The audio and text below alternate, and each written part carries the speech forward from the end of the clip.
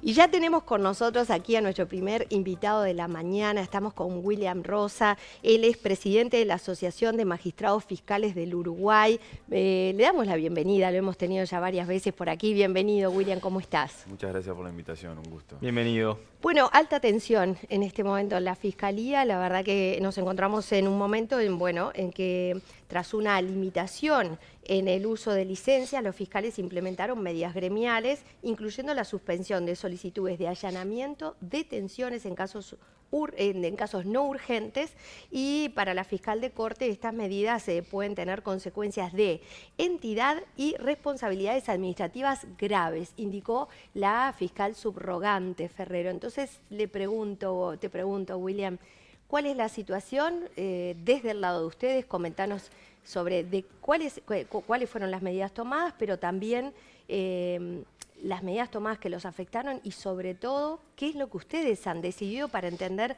el nivel de gravedad o no, como dice la fiscal subrogante, que pueden tener las mismas? Cuando explique la situación creo que va a quedar claro que es un poco alarmista el comunicado. El origen de esta situación es por decisiones de la fiscal general, de la doctora Ferrero, que decidió adoptar resoluciones que limitan el derecho de goce de licencia de parte de los fiscales. Ni bien salieron estas resoluciones, personalmente me encargué de enviarle una comunicación a la doctora Ferrero, invitando, habiendo auscultado la indignación que existía en términos generales en el colectivo de los fiscales respecto de estas resoluciones, invitándola a retrotraer estas resoluciones, reconociendo sí que hoy la Fiscalía tiene un déficit terrible, y en ese déficit terrible... Déficit de personal. De personal, sin duda. Además que podrá tener económicos. Por supuesto, también... Siempre lo decimos a modo metafórico, es como una frazada corta, cuando se tapa la cabeza, se destapa los pies y así sucesivamente. Entonces, lo que es necesario adecuar o tomar resoluciones para que el servicio sea lo más eficiente posible en ese contexto de carestía. Ahora bien, entendemos que limitar derechos de trabajadores no es una manera adecuada de poder gestionar recursos. Esa es la invitación que se le hacía a la doctora Ferrero. También se proponía una mesa de negociaciones para conversar sobre estos asuntos. Tan es así, esto ocurrió el 21 de marzo. El 21 de marzo mismo yo envié la comunicación. El 27 de marzo, el 28 de marzo, nosotros tuvimos una reunión con la fiscal general en donde planteamos estos asuntos. Ya habíamos tenido una asamblea en donde se habían dispuesto medidas. O sea que el comunicado que dice que con falta de preaviso debidamente, nosotros ese mismo día, el 28 de marzo, le comunicamos que el 27 se habían adoptado medidas que pedimos a nuestros agremiados que se dejaran en stand-by para tener la reunión. En la reunión la fiscal general nos pidió un plazo para poder estudiar las peticiones del gremio. Luego de ese plazo se da una segunda reunión el 3 de abril. La respuesta fue de no hacer lugar a lo que solicitaba el gremio, entonces a partir de ahí es que ese ámbito de negociación bipartito se cierra y se pasa a un ámbito tripartito.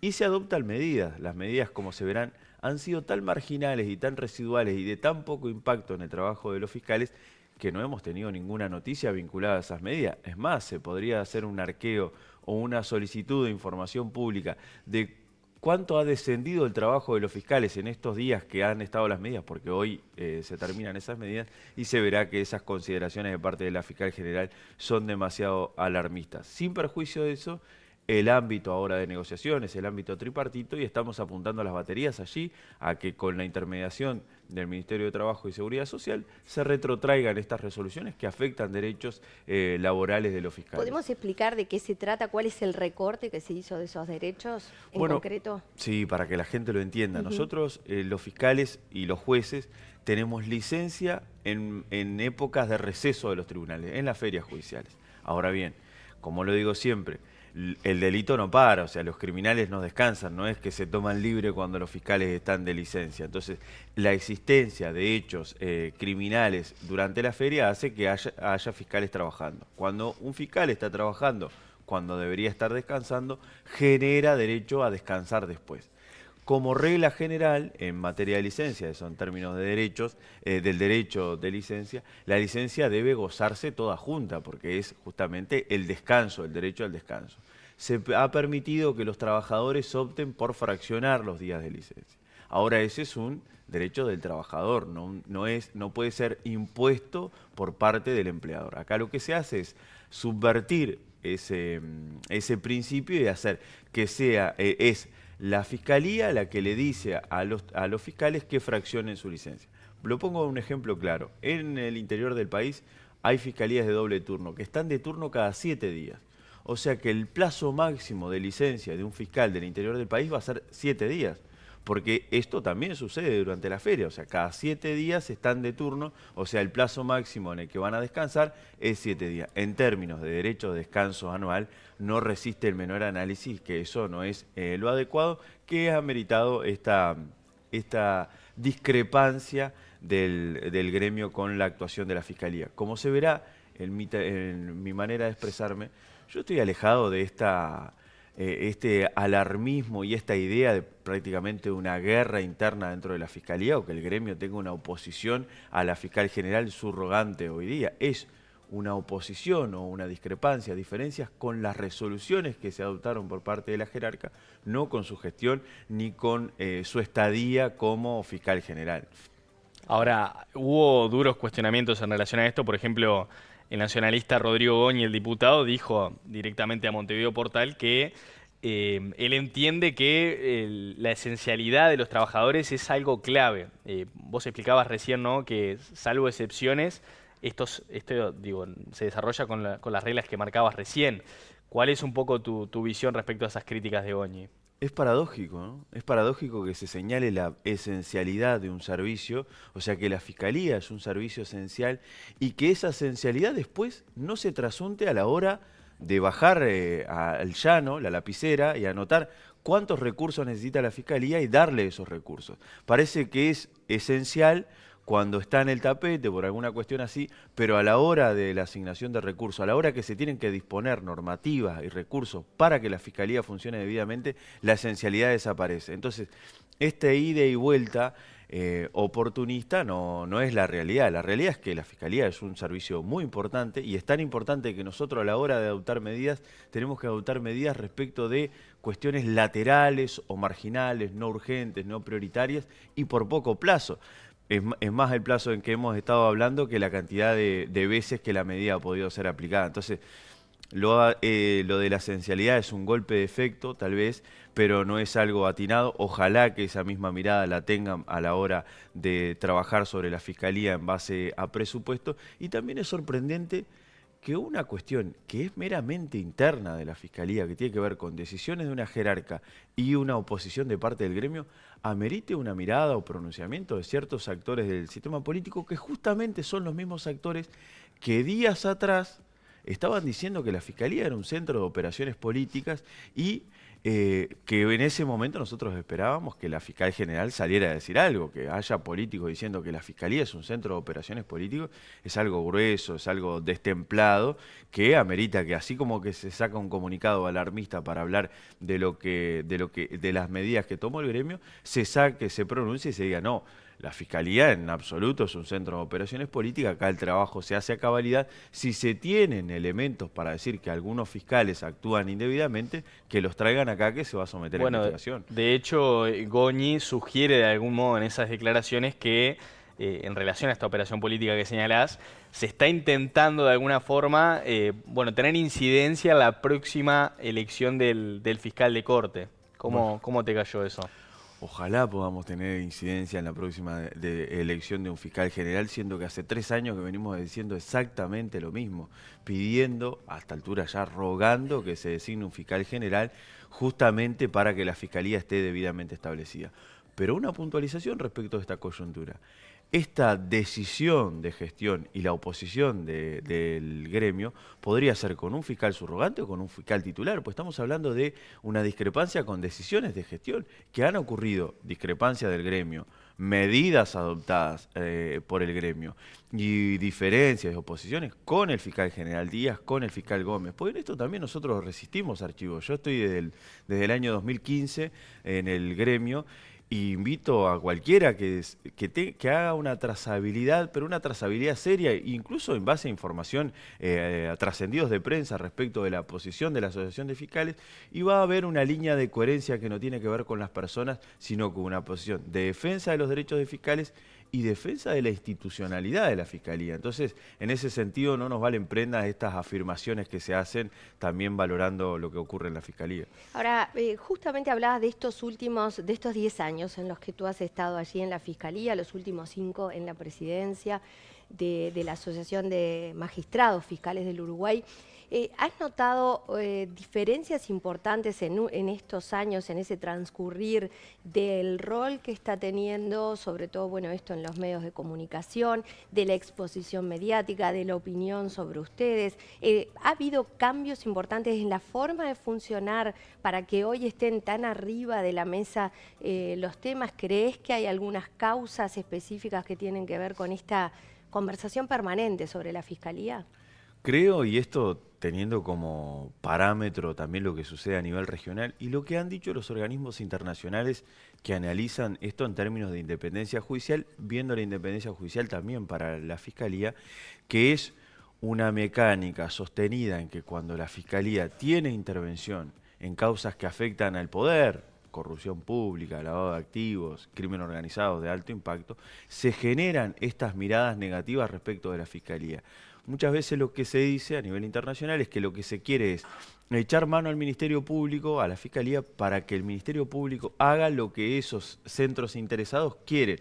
O sea, ya sea que vayan contra adversarios políticos o contra determinadas personas, o cuando la Fiscalía actúa debidamente o actúa como debe actuar en algunas causas, generan estos ruidos en torno a la Fiscalía. No en vano, para la Corte Interamericana de Derechos Humanos y la Comisión Interamericana de Derechos Humanos, la independencia judicial y en particular la independencia del Ministerio Público es uno de los factores más importantes en donde por hoy día pasa la solidez de un Estado de Derecho.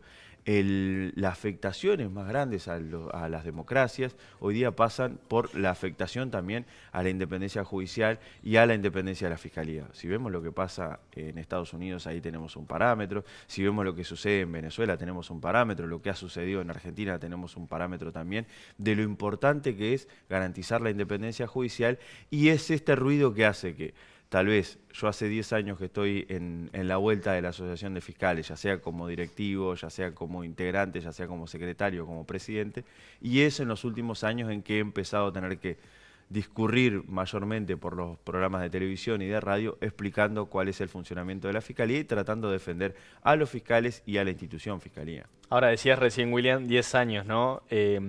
¿Realmente las medidas gremiales son quizás la vía para terminar generando cambios en el sistema? Porque Ferrero en ese sentido, por ejemplo, tiene una visión de que no es el camino adecuado.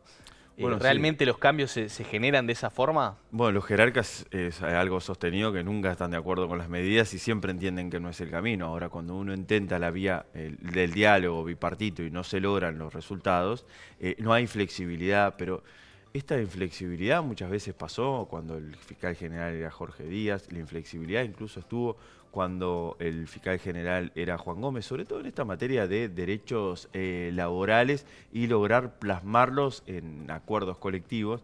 Entonces, obviamente lo que hace las medidas es poner el tema sobre la mesa y generar una situación de distorsión que lo que hace es que haya mayor flexibilidad o predisposición de parte del jerarca en poder dialogar y lograr esos acuerdos. Y es el único mecanismo que tienen los gremios, o que tienen los sindicatos, o que tienen las asociaciones. Porque si vamos a un marco de quién tiene el poder de decisión, quedaría solo a merced de quien tiene el poder de decisión estar de acuerdo o no con lo que se está reivindicando por parte del gremio, que en este caso son derechos sindicales, o derechos laborales que tienen que ver nada más y nada menos que con el descanso, con la licencia, con algo que era un derecho adquirido y que está siendo afectado. Ahora, te planteo a la inversa, ¿no? Si los problemas no son esas medidas gremiales justamente, los problemas van por el lado de Ferrero justamente porque Ricardo Percivale, por ejemplo, había hecho referencia a que ella de algún modo profundiza ya los problemas que tiene la Fiscalía como institución. ¿Ustedes comparten esa visión? Bueno, creo que no lo habrá dicho así el doctor Percivale. Lo que habrá valorado es que no hay una flexibilidad de parte de quien nosotros esperamos mayor entendimiento. Si usted tiene una fiscal general subrogante que justamente momentos antes de ser fiscal general, estaba en la cancha, estaba sufriendo todos estos problemas que nosotros le estamos manifestando, lo que uno espera como asociación es cierta empatía de parte de esa persona a las problemáticas que se plantean. Cuando las soluciones no aparecen en ese marco, es que aparece esta mirada de decir, qué paradójico que alguien que es un colega no pueda ver las dificultades que están atravesando o la discrepancia que están teniendo.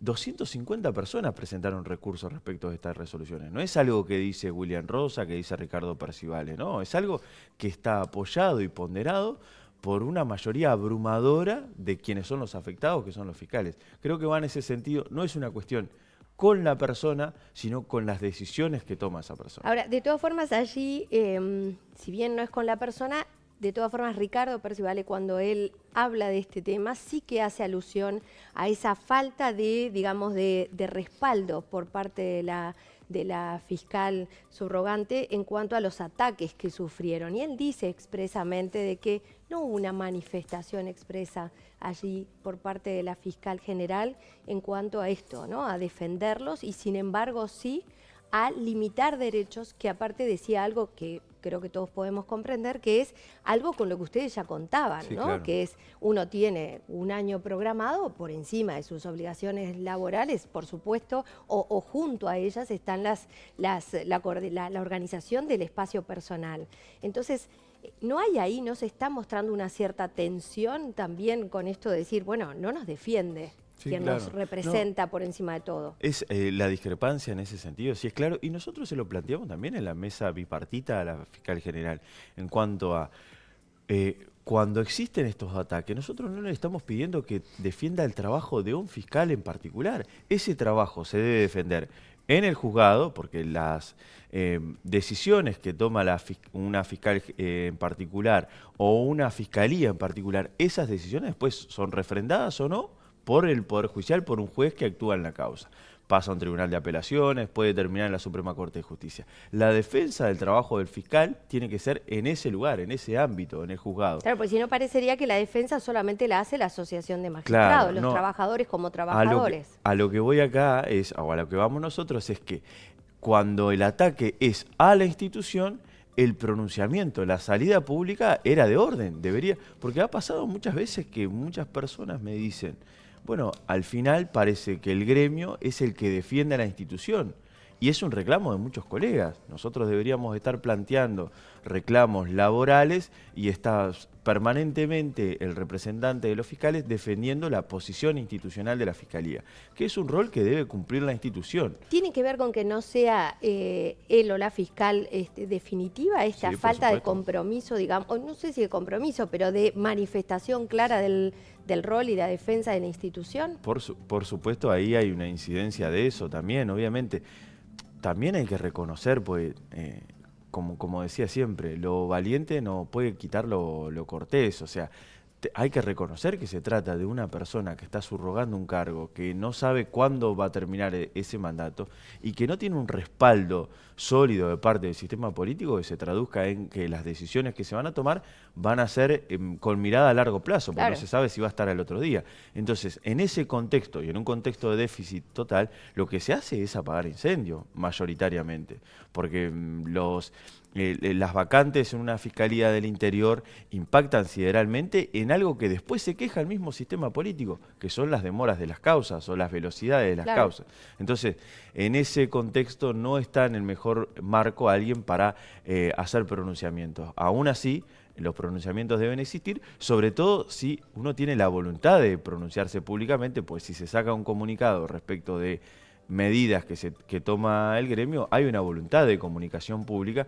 Esa voluntad de comunicación pública debe estar para explicar que el trabajo de los fiscales en causas de corrupción pública, por ejemplo, es hacer lo que la ley le mandata hacer y no una intencionalidad generalizada en contra de una colectividad política. ¿Qué ejemplo se puede poner? El caso Besossi, por ejemplo, Sí, ahí es un clásico. faltó una defensa Sí, por pública ante tantos cuestionamientos políticos que hubo. Es un caso que realmente ameritaba una salida, sobre todo de explicación a la ciudadanía, porque las manifestaciones públicas de parte de ciertos actores políticos fueron muy destempladas. Se cierra en este lema o esta frase de hay un partido fiscal o hay un centro de operaciones políticas. Pensemos que la alusión a que existe un partido fiscal nos retrotrae a lo que decía la ex vicepresidenta de la Argentina, Cristina Fernández, cuando estaba siendo enjuiciada respecto de que en la Argentina existía un partido judicial